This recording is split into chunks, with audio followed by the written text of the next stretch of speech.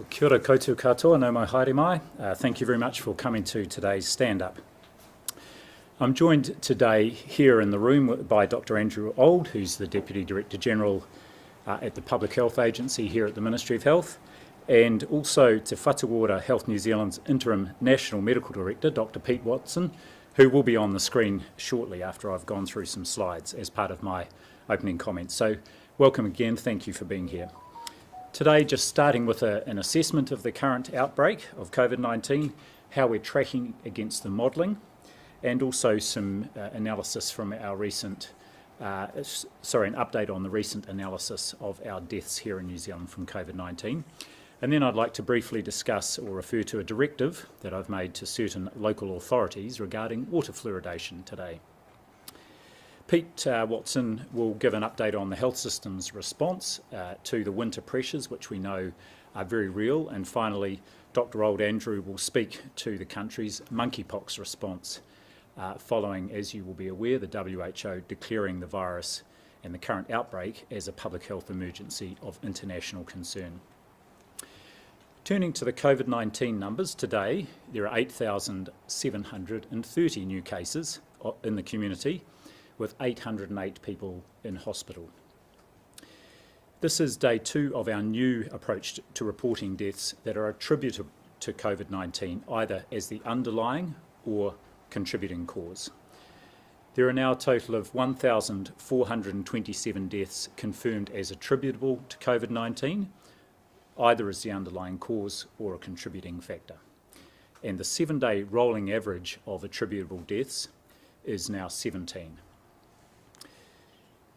I've got some slides up here now to speak to, and you can see in this first slide that case rates are trending downward across all 4 regions in New Zealand.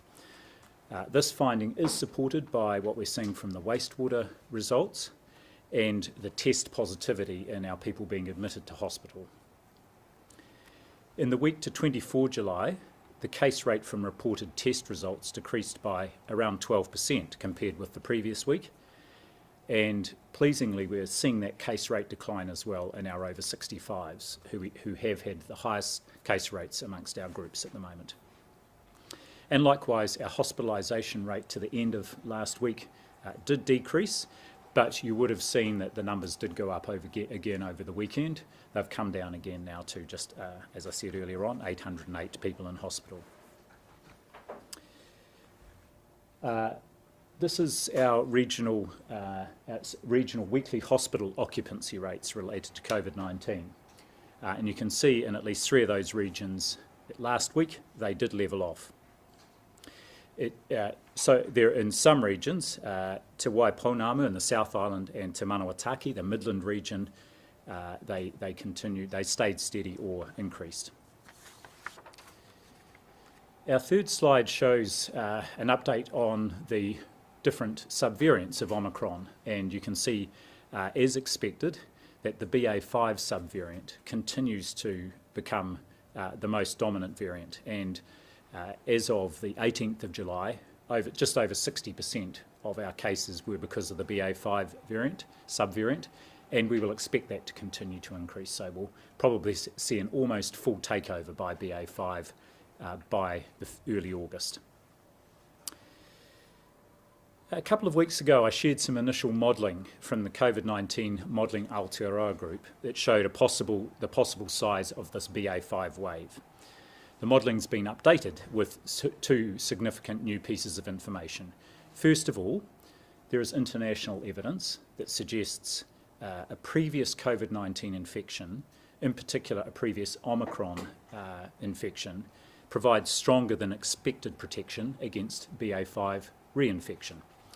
And second, the modelling now accounts for updated data on second booster uptake and the expected future uptake. So the slide here shows COVID-19 hospital occupancy in the updated modelling. We can see that while there is still a chance, and that is the grey bands show that hospital occupancy could still reach more than 1,000 occupied beds, we're tracking closer to a peak of 850, and we got close to that over the weekend. The numbers come down a bit. We know that hospitalisations tend to track about a week behind cases, and we have seen the cases dropping.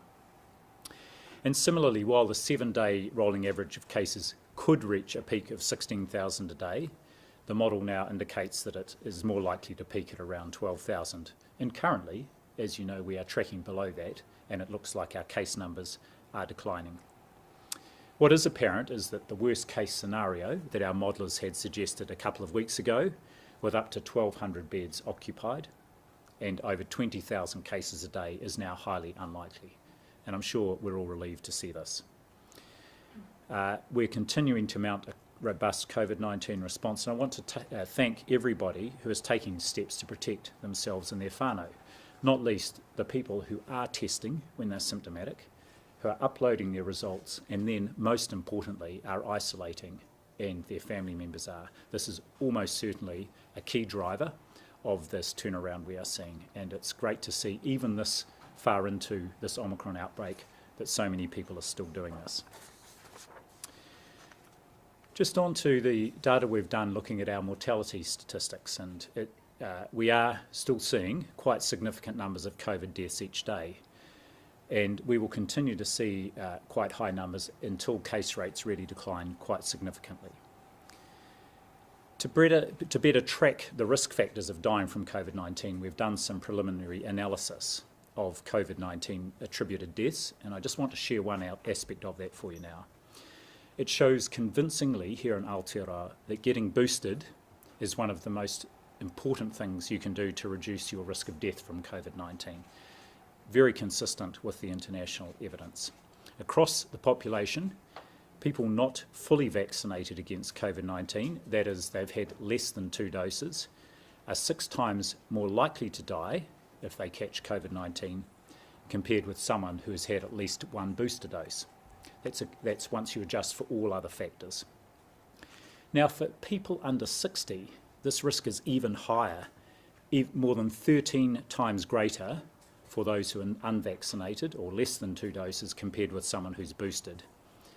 Now, many of those who have died under 60 have had underlying health conditions, and getting boosted is particularly vital for those people. They will either be eligible now or will shortly be eligible for a 4th dose or second booster. Please do so.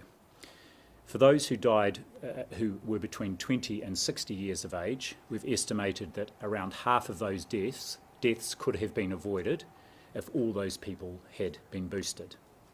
We'll continue to update and make public those analyses as they continue. Currently, around 25,000 New Zealanders on average become eligible for their second booster, and our daily number of boosters yesterday was around 11,000. So there are still plenty of people who are eligible for booster doses, that second booster, who can and should be going and getting it. And my message to those people is, please do so. It could save your life. Finally, from me, a comment on community water fluoridation. Fluoridation is well proven to be a safe, affordable and effective method of preventing tooth decay that benefits everybody, but particularly children. Māori, Pacifica and our most vulnerable. Unfortunately, New Zealand has relatively high rates of preventable tooth decay with very significant inequalities. Today, I have written to 14 local authorities directing them to fluoridate their drinking water supply. This is the first time that I've issued directions to fluoridate water since legislative changes last year passed responsibility for this health-based decision to this role, the Director General of Health. The time that each local authority has to fluoridate their water supply varies between 6 months and just over 3 years, depending on the circumstances of the supply currently. And these directions will take the proportion of New Zealanders benefiting from fluoridated water from 51% to around 60%. I'm very pleased to be able to do this in my last week in the job. I want to now hand over to Dr. Pete Watson, who will come up on the screen here to update on the health system response to ongoing pressures in the system. Pete, over to you. Tēnā koutou, tēnā koutou, tēnā koutou katoa. It's great to be here alongside Ashley and Andrew today, and in Ashley's last week, I actually do want to take the opportunity first on behalf of the whole health system to recognise, thank and applaud Ashley for his leadership as he concludes this week in his time as Director General of Health. I know that far and wide, Ashley's presence, wisdom and reassurance provided at these stand-ups will be missed. But I also want to recognise the sacrifice that Ashley and his whānau have made in taking on what must have been one of the, if not the most challenging public service roles in the history of public service here in New Zealand. So a huge debt of gratitude to you, Ashley. And we wish you all the best as you go forth into your new chapter of your life. Ngā mihi nui rangatira. And so back to this week's update, and on behalf of Te Whatu Ora, I can say we are all continuing to work as quickly as possible to provide all the ongoing support we can to our health system as winter pressure continues. I'm here today from Middlemore Hospital, and I can tell you my experience here and from national figures reported to Te Whatu Ora that there's clear recognition and awareness of the really significant pressure on our health system currently. This correlates with the significant pressure and impact of COVID-19, but also the other winter illnesses, including influenza. This impact isn't just on increasing demand of people seeking and needing healthcare, but also the much greater than normal staff absences in our system due to the winter illnesses. This impact is being felt across our healthcare system, the community, primary and hospital care. Here at Middlemore, it's been pretty full on, as it often is, but it's the same across Aotearoa. We've seen high numbers of patients going to GPs and urgent care facilities, fronting up to emergency departments and being admitted to hospital. And we all are really struggling with lots of staff absence due to the illnesses. And I'm continually impressed every day with how our staff are responding to ensure safe quality care is delivered to patients and whānau.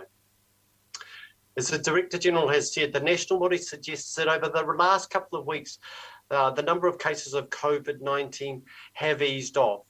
But in fact, in our hospitals and in our GP practices and emergency care, the pressure continues, and we expect that this will continue for some months before it eases off.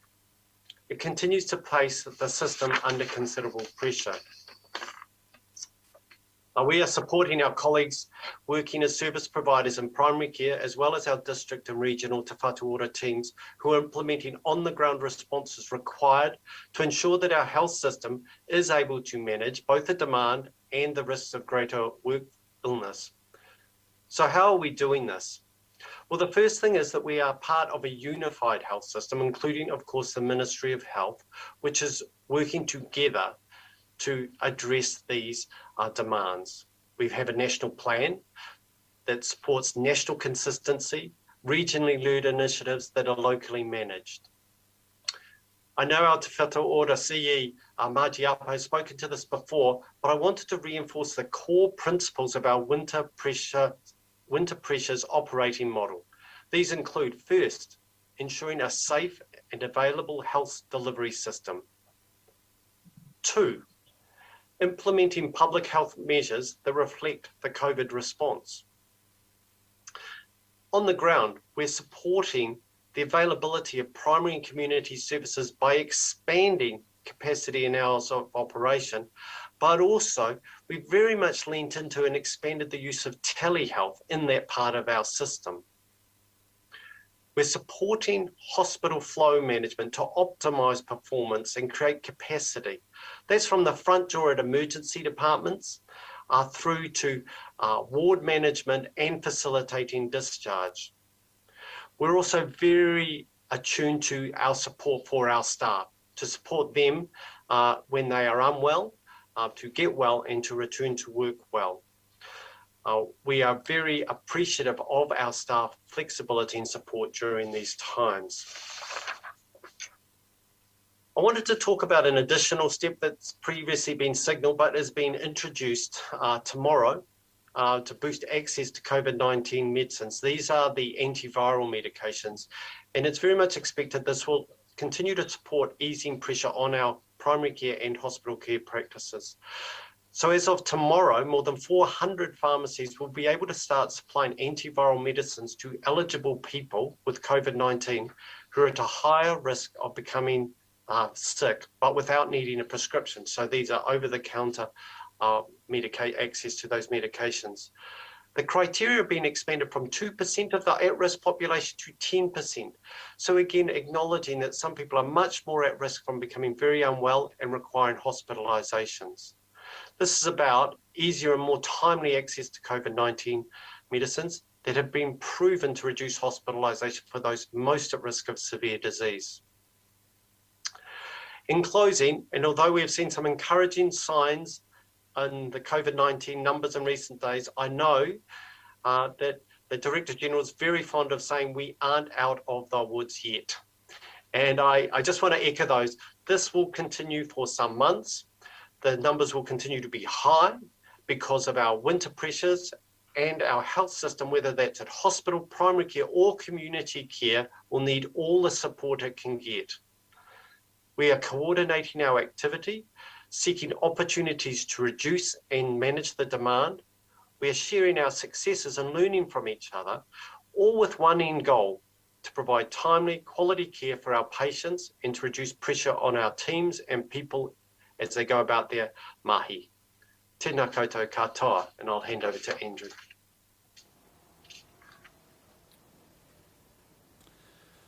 Thank you, Pete, and tēnā koutou katoa.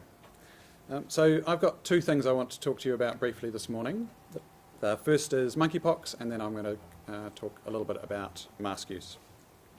So firstly, I just want to confirm that there are no new reported cases of monkeypox in New Zealand, so our total currently still stands at 2. I'm not going to give any further details on those cases except to say that both are now considered recovered, so we have no known active cases of monkeypox in New Zealand. So while we have no new reported cases, unfortunately case numbers globally are continuing to rise. We've got now over 16,000 cases reported across more than 60 countries where monkeypox is not usually endemic, and that includes over 40 cases now in Australia. So concerned with those rising numbers and the different distribution from previous outbreaks of monkeypox, the World Health Organization moved this week to deem monkeypox a public health event of international concern. So just for context, a public health event of international concern is the highest sort of alert level, if you like, that the WHO can issue. There's 2 others currently in effect, one for COVID and one for polio. As a result of that declaration, we are working through the WHO's list of recommendations to ensure that New Zealand remains in the best possible position to minimise the risk of any possible community transmission here. Those recommendations include areas like implementing a coordinated response, which we're working with our partners in the National Public Health Service to do, engaging and protecting our communities, surveillance and public health measures, and clinical management and infection prevention and control. Part of that also means that we are currently reviewing our case and context definitions and the guidelines associated with them to ensure they're in line with the most up-to-date evidence as it evolves. Our public health teams have been working on planning since the start of this global outbreak back in May, taking steps to avoid community transmission here. We made monkeypox a notifiable disease in June, which has supported us and will continue to do so with enhanced surveillance and our ability to follow up cases if and when they occur. We've been in constant and regular communication with our public health units and other groups within the community, including providing updates and advice to clinicians across the country. It's important to ensure our messages to the public are regularly updated and include information about transmission, symptoms, prevention, and what to do if you develop symptoms of monkeypox, infection prevention and control measures for healthcare workers, and advice for primary care and sexual health clinics. And as I say, we're continuing to update that advice as new evidence emerges. Work continues between ourselves and Te Whatu Ora Health New Zealand and Pharmac on securing a supply of Imvanex vaccine. That's a vaccine that's suitable for both smallpox and monkeypox, and is the vaccine that is used mostly in the UK and the US. We're still finalising that supply, but it's important to note that even if we had a vaccine, the mainstay of our response would be based on many of the measures that we already have in place, including testing, isolation and contact tracing. Just to reiterate, there is no community transmission of monkeypox in New Zealand at the moment. It is not as infectious as COVID-19, but as with the early days of COVID, it's important that we understand the risk and we do everything we can do to minimise that risk now, because we'll almost certainly get more cases, particularly coming in from overseas, and the risk that they will seed into the community. As a colleague has said this week, monkeypox, although it's been concentrated in certain populations, is a democratic virus, and in those areas overseas, we're starting to see cases in much wider groups of the population, so important to be really vigilant. Finally, just wanted to make an additional plea for mask wearing this winter, and just to show you, we've got a new graphic which will be up on social media and other channels later, which really just makes the point about mask use and the restrictions of transmission that helps with, and really makes the point that, you know, one mask is good, two masks are better. And although this is based around COVID, as we've said many times before, there are lots of respiratory infections out there at the moment, lots of things that are transmitted via respiratory droplets and aerosols, and masks are a great protection against all of those things. Now the school term has begun, we're also strongly recommending, as we mentioned last week, that face masks are worn at schools and kura for students years 4 and above for the first 4 weeks of this term, which will get us through the worst period of winter that we have to go. The Ministry has previously provided advice to government which resulted in the provision of funding for free masks for students and additional funding for schools and ECEs to support better ventilation over the winter months. The first 4 weeks will see us through this current period of winter illnesses and increased COVID-19 cases, and we are asking students to wear masks in all indoor settings where they can, but of course there will always be activities where face masks aren't practical, such as while eating and drinking or while playing sport. We know correctly wearing an appropriate mask, such as surgical and N95 masks, can reduce the risk of transmission by up to half, that you will spread COVID-19 or other respiratory viruses. And I would refer you back to the Director General's video on how to wear masks appropriately, which is available from our website. Now I'm just going to take advantage of being in front of the microphone to also go off script a little bit, as Pete did, and offer my thanks and acknowledgement to Ashley. For those of you that are counting, we think that this is Ashley's 307th stand-up, which is, I think you'll agree, a Herculean effort, and just a testament, I guess, to the incredible work that he has put in right since the beginning of the pandemic. Many of you may not be aware that at the weekend, Ashley was at the GP conference in Christchurch, where he was awarded an honorary fellowship of the Royal New Zealand College of General Practitioners. Those honorary fellowships are only given to people who've made an outstanding contribution either to general practice or the medical profession in general. He was nominated for his tireless work as the Director General of Health and using evidence-based decision-making to inform government. In their citation, the college said Ashley had communicated with vulnerability, honesty, compassion and logic, and reinforced public health messaging by being a strong role model. In presenting the fellowship, College President Dr. Samantha Merton thanked Ashley for his calm, steadfast approach over what we all know has been an unprecedented few years, and for his advocacy for GPs and the rural hospital medicine workforce over the course of the pandemic. I think we would all agree that in place of GPs and rural hospital medical workforces, you could exchange that for almost any other section of the health sector, or indeed society at large, and find the sentiment expressed by the college rings true for all of us. I'd personally like to offer my thanks to Ashley, although perhaps not for handing the baton of media stand-ups, and wish you all the very best for the future. Thank you, Ashley. Go well.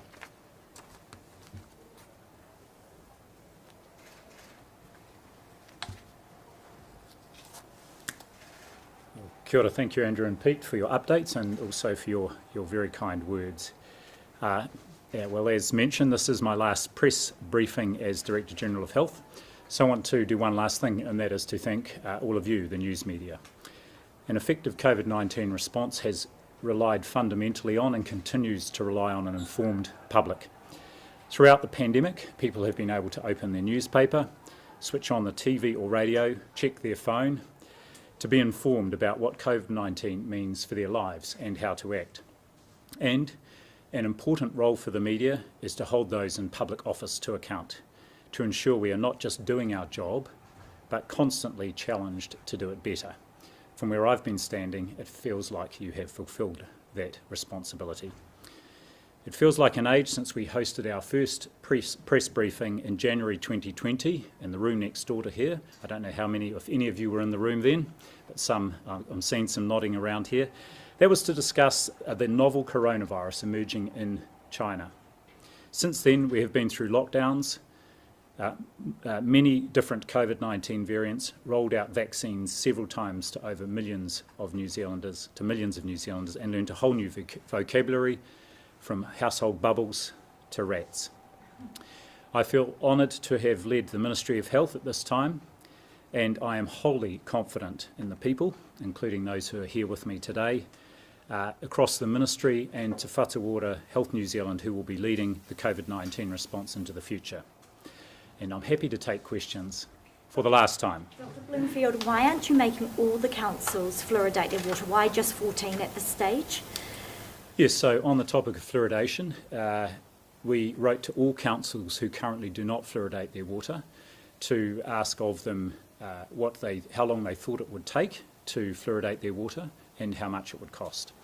On the basis of the responses we had from the councils, we then triaged those who felt they were able to do it sooner and for whom the cost could be accommodated within an envelope of around $11 million that we have available to support capital works that will allow them to fluoridate. And so we've started off with that first group of councils, but rest assured I have written to all of them, and in particular some that have got quite large populations receiving unfluoridated water, and made it very clear to them that we will be following up with them to also look to fluoridate their water in the near future. What's the time frame on this? When do they have to do it by? The 14 that have received the directive today, or will be receiving that directive, will take anywhere between 6 months and 3 years, depending on the nature of their current supply and just the extent to which they need to install plant. Some of them have got the plant there ready to go, so it's a much shorter time frame for starting to fluoridate. How important was it for you to issue this order in your last week in this role? Well, I've actually been a long-time champion of fluoridation. It's an incredibly effective, one of the most cost-effective public health interventions. And one of the things about it is it's a great way to address inequities in outcomes, and particularly amongst children. And so I'm thrilled to be able to give these initial directives under the new legislation before I finish up, please. Given the issues that Wellington Water has faced with fluoridation, how urgent is it that the capital gets fluoride back in its water supply? Yes, well, I've been kept well up to date with the efforts to not just investigate what happened here in the capital, but also to remedy the fact that they haven't been fluoridating, and that work is progressing apace. I'll have to come back to you on the actual time frame for when fluoridation will be reinstated to a couple of those specific supplies. There are many Wellingtonians who are still receiving fluoridated water, but there are a couple that it needs to be reinstated in, and I know progress has been made apace. How concerning was that development that came out about the independent probe and the issues that Wellington Water's faced over the last 6 years?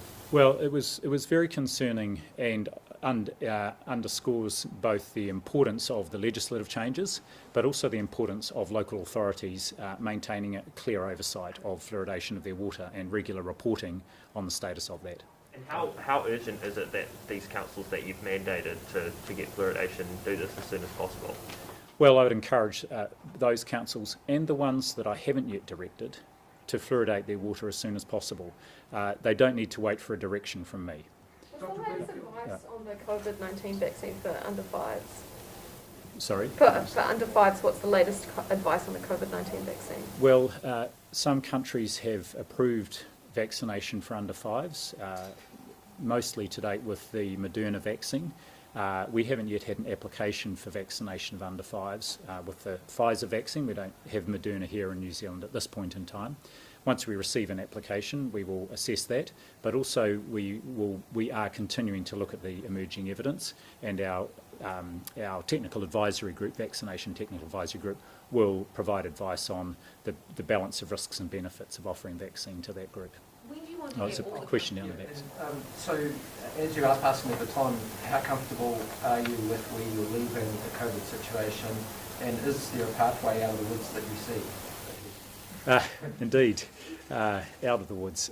Look, as I said, I'm wholly confident in those who will be continuing to lead and deliver the response, and two of those people are here with me today, but there are many others, and many of the teams that have been doing the work in the ministry have transferred now to Whatuora Health New Zealand, but it's the same people, and they're very able and will continue to do a good job.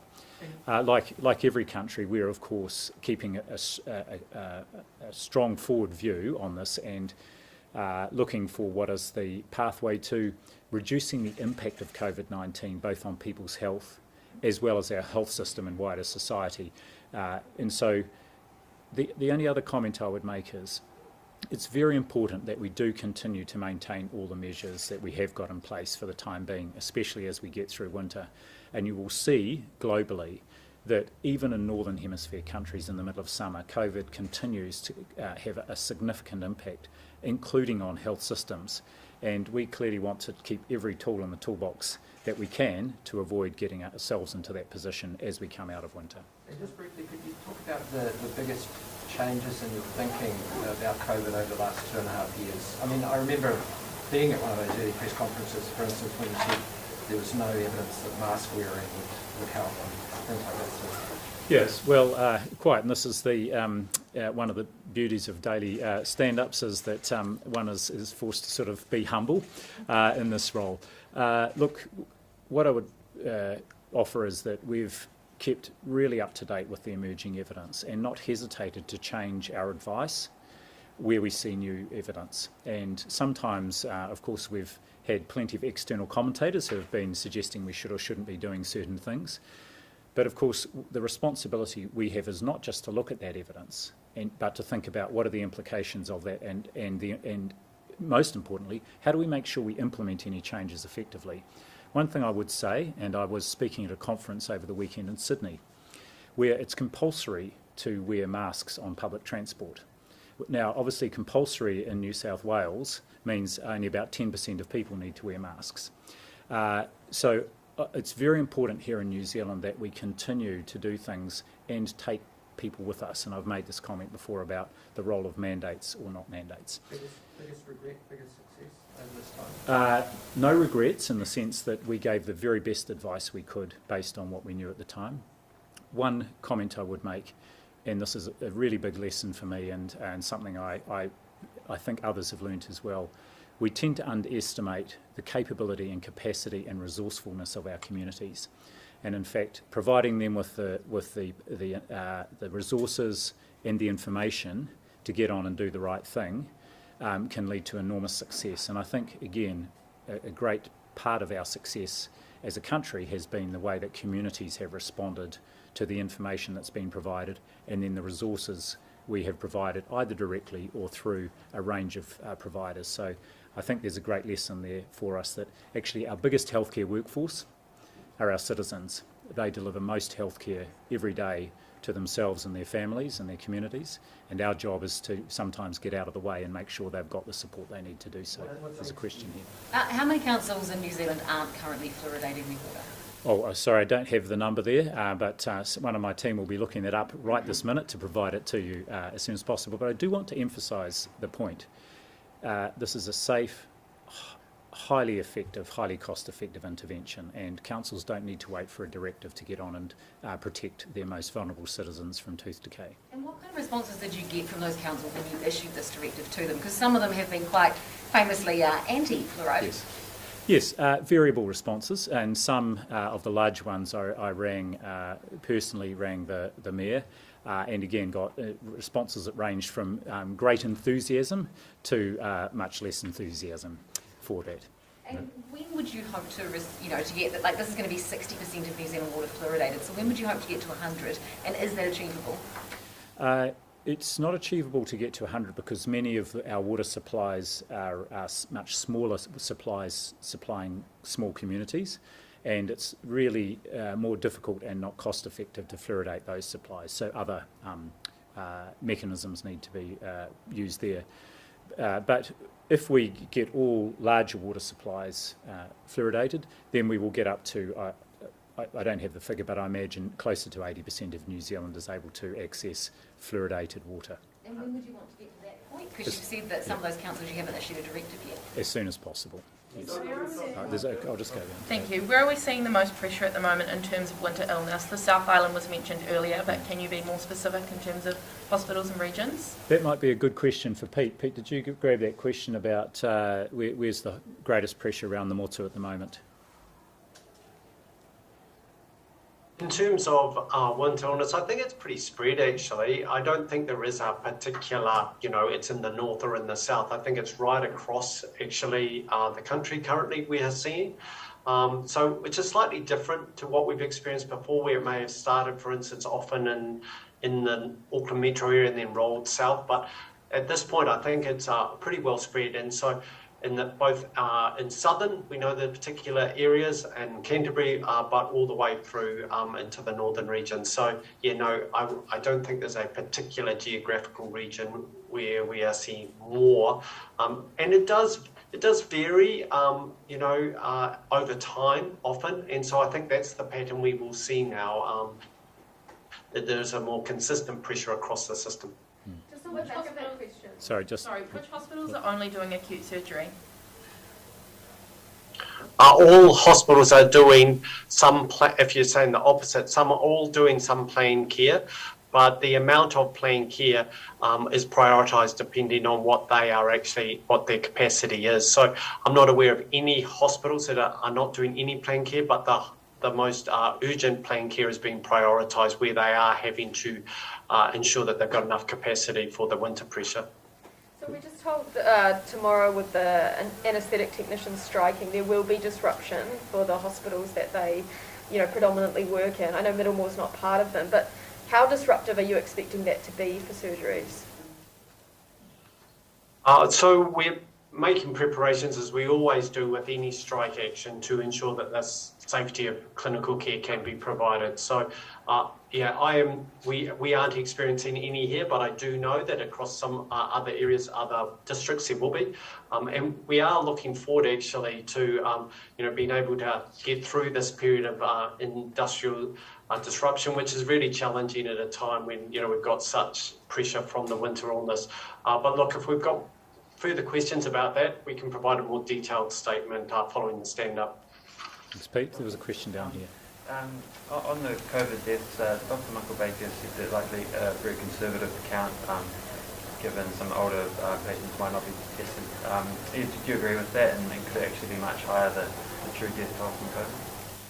Well, we've got quite a high level of confidence in the numbers because every one of the numbers that we're now providing in our total has been recorded as a death from COVID or related to COVID on the death certificate, and then our coders have gone through and made sure that that is then reflected in our numbers. So I would say New Zealand's got as good a tally of this as any country has. But also, of course, we are still collecting the number of deaths, anyone who dies within 28 days of an infection. And so those where there's uncertainty are looked at carefully to see if COVID could have been a contributory cause. So I would say we've got a pretty good estimate. The other thing is, and I'm sure Professor Baker talked about this as well, is that we're also looking concurrently at if there's any evidence of excess mortality here in New Zealand, and that would give us a further indication if there were COVID-related deaths that perhaps were over and above the deaths that we would otherwise expect. And how is that currently tracking? At the moment, my understanding is that we're not seeing excess mortality, but we can provide an update on that next week. And also just, whichever number it is, it's obviously a very large number of people dying from COVID. Daily, if this was a road poll, would be a lot more intense coverage, I guess, of it. Able to say a bit more about the people that are dying here, and just there's a bit of maybe a misunderstanding that some people are, maybe had other illnesses that were dying from, and so not so much attention given to it. But able to explain a bit more about that? Yeah, so every death from COVID-19, of course, is a great loss to a family and a community. And what we can say is, as in other countries, we see the highest rates of death amongst older people, so age is by far the strongest risk factor. But we also see that pre-existing other conditions, particularly heart or respiratory conditions, also predispose people to dying from COVID-19. So saying, I do want to focus on the information I did give, which is showing that just how protective vaccination is, and particularly if people are boosted. It's a great intervention. It's and something that everyone can do to reduce their risk of hospitalisation or death from COVID-19. Dr. Bloomfield, there's some concern in Australia as to the efficacy of rats, and a product that we have approved here has been taken off the shelves over there. Are you going to be, probably not you, but will someone be reviewing the efficacy of rat testing here? Are you looking at removing that same product here? Yeah, we'll keep a close eye on just what other countries are doing around products, and if they've got concerns about specific products.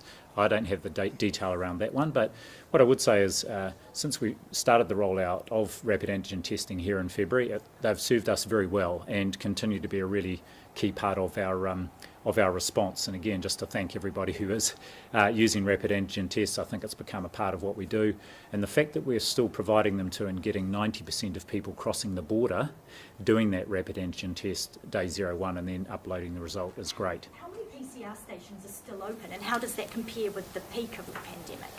Well, I couldn't tell you exactly how many stations are open, but PCR testing is still widely available, and of course it can be done at general practices as well as the dedicated stations. And how staffing levels across those stations, are they under pressure? No, they're not under pressure. And of course one of the things we're doing is making sure that we're not overstaffing those stations when actually we're not using PCR testing quite so much. When we could use those staff in other parts of the system. Perhaps just a few more questions. I'll go here first. Weeks ago, you announced a couple of health changes, particularly around availability of the flu vaccine and COVID-19 vaccine. Are you confident that those changes have had an impact and have reduced the case numbers and the load on hospitals as well? I think they're definitely playing a role. So far, we've got about a third of eligible people eligible for that second booster have taken it up, and that's several 100,000 people, so that's great. That will be making a difference. Likewise, our flu vaccination rates continue to increase. Again, there's still merit if you're eligible for a flu vaccine and going and getting one. So all these will be contributing, and we have seen our rates of flu in the community have declined over the last few weeks as well. And also just back on the fluoride, obviously $11 million has been made available at the moment to help those councils put fluoride in their water. Would you like to see more funding for it? Well, that's something we will be looking at what further financial support might be needed and might be available in the future for further councils to fluoridate their water supply. Down the back and then we'll come in. In relation to nursing students working at Dunedin Hospital, the Nurses Organisation says families of patients should be brought in to help instead. What's your view on that? Is that acceptable? Well, I'm going to pass to Pete, but in my experience, families are already and do play a really important role already in supporting the care of their loved ones when they are in hospital. Pete, did you want to respond to that? Yeah, kia ora, Ashley. Yeah, that's right. So whānau play a really important part in being healthcare partners in hospitals already. But in addition to that, to try and support the staffing issues that we are facing, we have been looking to others, including student nurses, to support with non-clinical tasks on wards for when people are available and the need arises. And we're using that flexible, but Dunedin is one place where that has been happening.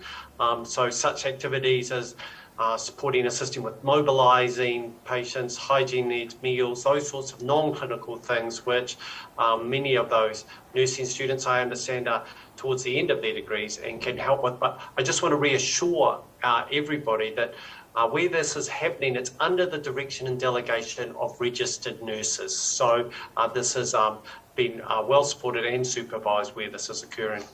Thanks, Pete. And could I just make a comment on students?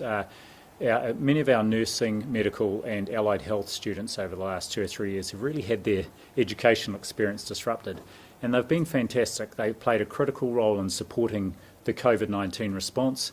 Many of them in hospitals, supporting testing, supporting the vaccination rollout as well. So I do want to just take the opportunity to thank them for what was really quite a disrupted educational experience, but they've really pitched in and played quite a key role over the last few years, and want to thank them for that. There was And a when it comes to those nursing... Sorry, follow-up question.